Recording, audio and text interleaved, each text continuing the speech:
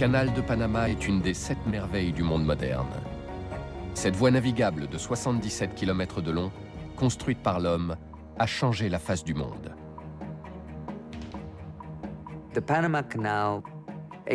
Aucun pays n'était en mesure de construire le canal de Panama. Si en 1904 on m'avait demandé d'y mettre de l'argent, j'aurais répondu non, ce projet est irréalisable. Personne ne savait comment s'y prendre. La situation géographique du Panama, en tant qu'isthme, est toujours apparue comme le lieu idéal où faire se rencontrer deux océans. Construisant ce canal, en faisant de ce rêve une réalité, les Américains affirmaient la puissance, la force et le pouvoir de leur jeune nation en pleine croissance. Depuis près d'un siècle, le canal de Panama est le symbole du triomphe de la technologie sur la nature. Pourtant, alors que sa construction débutait à l'aube du XXe siècle, on n'y voyait qu'un pari audacieux, un projet d'ingénierie colossal d'une envergure encore jamais atteinte sur Terre.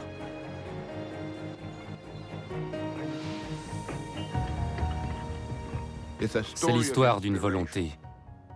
C'est l'histoire de l'humanité, de ce que des hommes armés d'une pelle et d'une pioche ont été capables d'endurer pour creuser ce canal.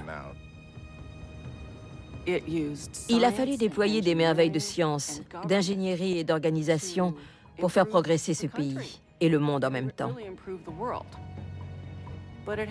Mais cette belle façade peine à cacher l'arrogance, l'autorité et les abus de pouvoir dont ont souffert tant de personnes.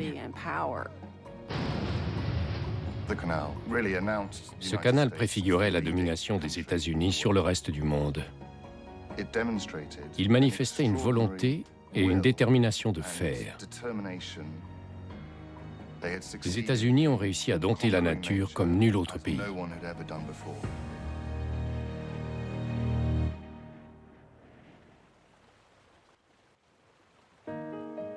Au début du mois de juillet 1905, un paquebot fendait les flots en direction de l'isthme du Panama, une étroite bande de terre à la croisée de l'Amérique du Nord et de l'Amérique du Sud et des deux océans les plus vastes du monde.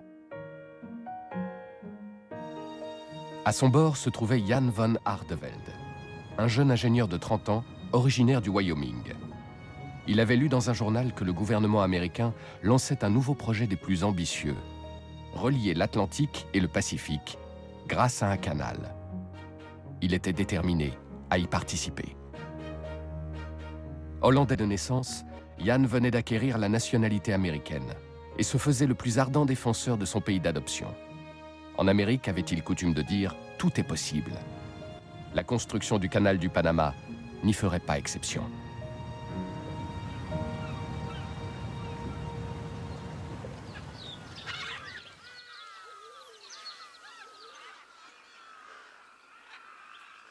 Ma valise pesait de plus en plus lourd, et je sentais les gouttes de sueur rouler sur mon visage, tandis que je peinais sur la piste boueuse et glissante que l'on m'avait indiquée. Je trouvais enfin un endroit où faire une halte. Dans cette profonde obscurité, il me semblait avoir parcouru des kilomètres. J'ignorais que la nature puisse produire des sons si surnaturels. 20 fois, je crus entendre le hurlement d'un démon. Je décidai qu'il serait aussi difficile de rebrousser chemin que de continuer. Alors me voilà. Jan von Hardevelde avait rejoint les centaines d'autres jeunes Américains qui vivaient à présent sur l'isthme du Panama. Voilà des mois qu'ils affluaient, de San Diego, de Cincinnati, de Pittsburgh ou de Charlotte. Anciens ingénieurs des chemins de fer ou étudiants fraîchement diplômés, tous étaient muets par la volonté de prendre part à ce qu'un observateur avait appelé la formidable marche vers le progrès de l'Amérique.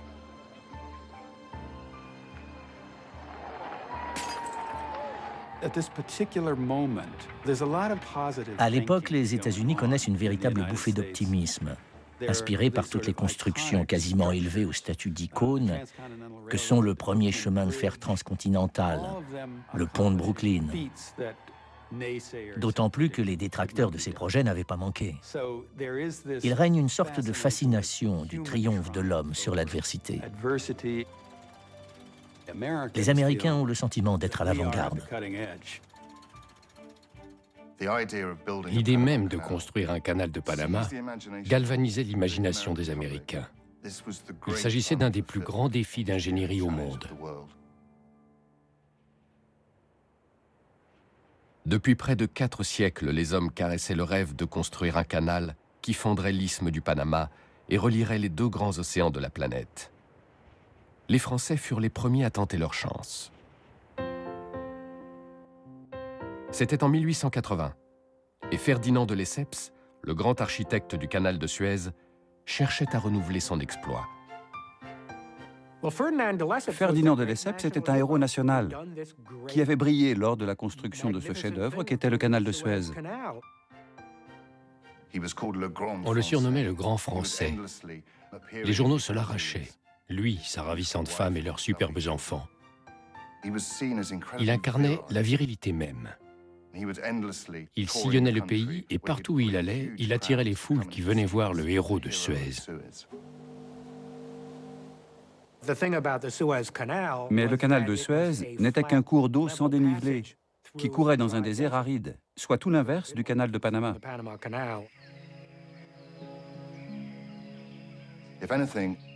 Il n'y avait pas d'endroit au monde plus difficile que le Panama où construire un canal. Il y avait une épaisse jungle où pullulaient les serpents et les moustiques qui transmettaient la malaria ou la fièvre jaune. Il y avait aussi des marécages immenses à perte de vue, une imposante chaîne de montagnes.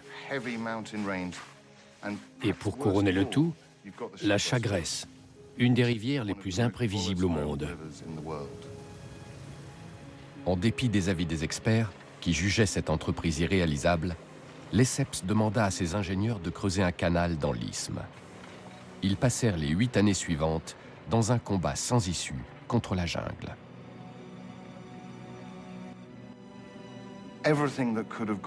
Les Français ont connu tous les problèmes possibles et imaginables.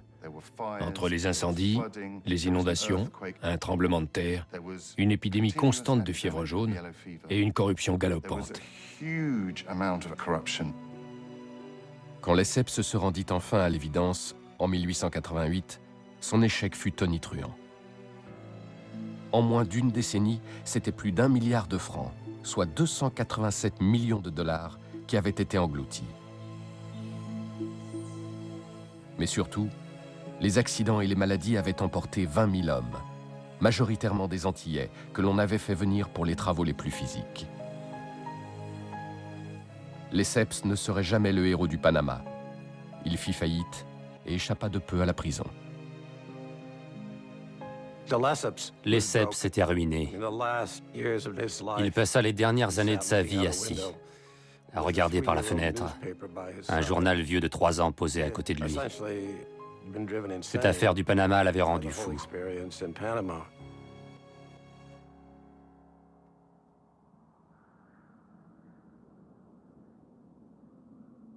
Pendant 10 ans, l'échec spectaculaire des Français avait comme jeté un sort sur l'isthme.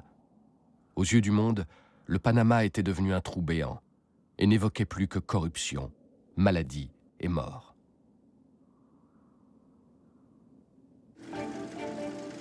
Mais les Américains voyaient les choses différemment. Aucun pays n'avait davantage intérêt que les États-Unis à pouvoir bénéficier d'un tel canal. La fin du 19e siècle avait été témoin de l'expansion de ce pays. Son industrie s'était développée en un éclair. Sa puissance économique ne cessait de croître. Il avait même déclaré la guerre contre l'Espagne en 1898.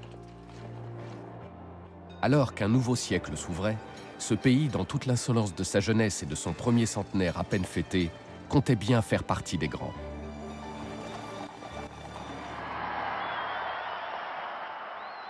Pour le président Theodore Roosevelt, qui avait pris le pouvoir en 1901, de ce canal dépendait l'avenir des États-Unis.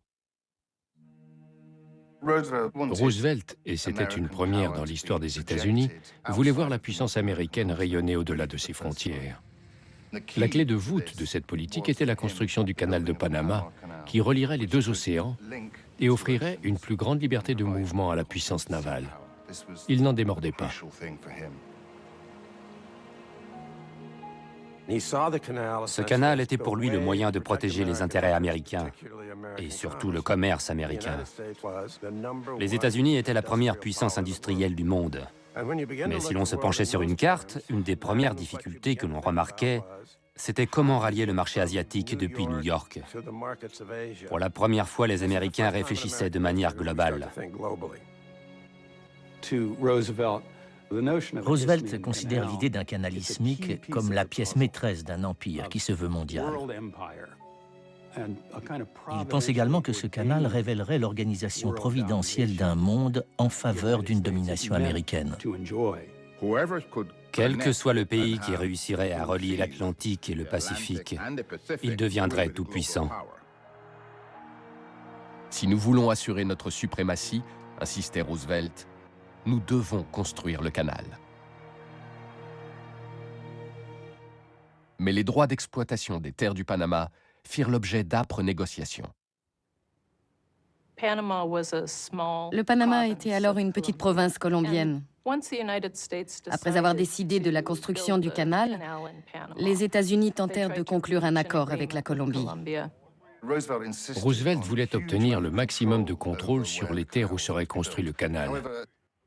Mais la Constitution colombienne interdit expressément d'abandonner sa souveraineté sur une quelconque partie de son territoire. C'était exactement ce que les Américains convoitaient. Les Colombiens rejetèrent le traité. La législature colombienne tout entière le rejeta unanimement.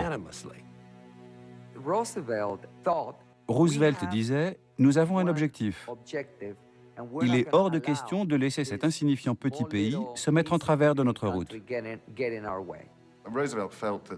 Roosevelt pensait que les États-Unis avaient pour mission de faire entrer le monde dans le progrès, et ce, même si de petites parties du monde n'en avaient manifestement pas envie. Roosevelt se trouvait face à une alternative. Soit il envahissait purement et simplement le Panama, et c'est une option qu'il avait sérieusement envisagée, ayant même envoyé des espions dans ce but, soit il faisait en sorte que le Panama déclarât son indépendance sous la protection des États-Unis. Roosevelt savait parfaitement que les élites panaméennes fomentaient depuis des années une révolution. Un simple encouragement de Washington, et ils prirent les armes.